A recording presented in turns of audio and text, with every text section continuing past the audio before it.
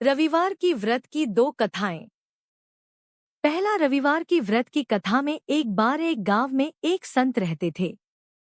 वह संत गांव के लोगों को धार्मिक शिक्षा देते थे और उन्हें व्रतों के महत्व के बारे में शिक्षा देते थे।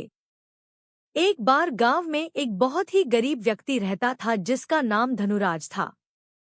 धनुराज के पास धन की कमी थी और वह अपने परिवार को भोजन तक पूरा करने में विफल रहता था। एक दिन संत ने उसे सुना और उससे पूछा कि उसकी समस्या क्या है। धनुराज ने अपनी समस्या संत को बताई।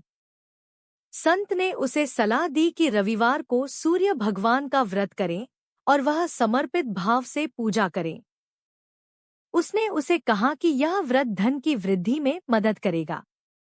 धनुराज ने संत की सलाह मानी और रविवार को सूर्य भगवान का व्रत शुरू किया। उसने समर्पित भाव से पूजा की और अन्न, फल और नीर का भोजन उसे अर्पित किया। कुछ ही दिनों बाद धनुराज के जीवन में संयम और सफलता आ गई। उसकी आर्थिक स्थिति में सुधार हुआ और वह अपने परिवार को संतुष्ट करने में सक्षम हो गया।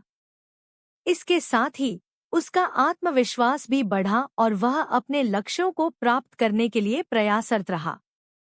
इस कथा से हमें यह सीखने को मिलता है कि रविवार के व्रत का महत्व अत्यंत है और यह व्रत समृद्धि और सफलता की ओर ले जात। दूसरी कथा, रविवार की व्रत की कथा। किसी गांव में एक बड़ा ही धार्मिक व्यक्ति रहता था जिसका नाम रामनाथ था। वह हर रविवार को विष्णु भगवान के लिए व्रत रखता था और उनकी पूजा अर्चना करता था। एक रविवार को जब रामनाथ अपने पूजा के लिए बड़ी भक्ति भाव से जल की थाली लेकर बैठा तो अचानक आसमान से एक विचित्र आवाज सुनाई दी। ध्वनि के साथ ही एक विचित्र व्यक्ति उसके सामने प्रकट हुआ, जिसका शरीर भयंकर दिखता था।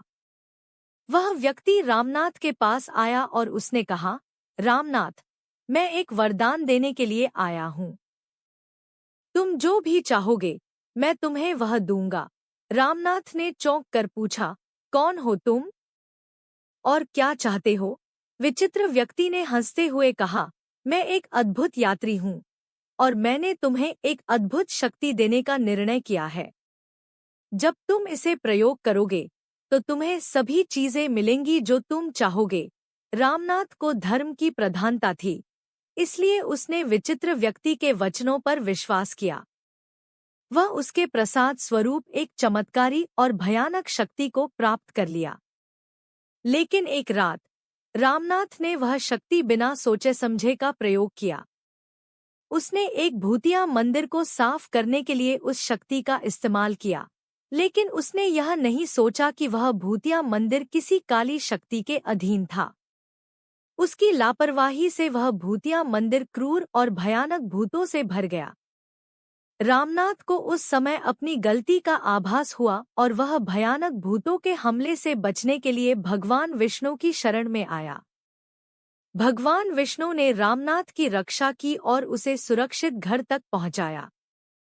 रामनाथ ने फिर कभी भी उस अद्भुत शक्ति का अत्याचार नहीं किया और हमेशा धर्म की मार्गदर्शा का पालन किया। इस कथा से हमें यह सीखने को मिलता है कि शक्ति का इस्तेमाल सत्य और न्याय के लिए होना चाहिए, न कि अधर्म और अन्याय के।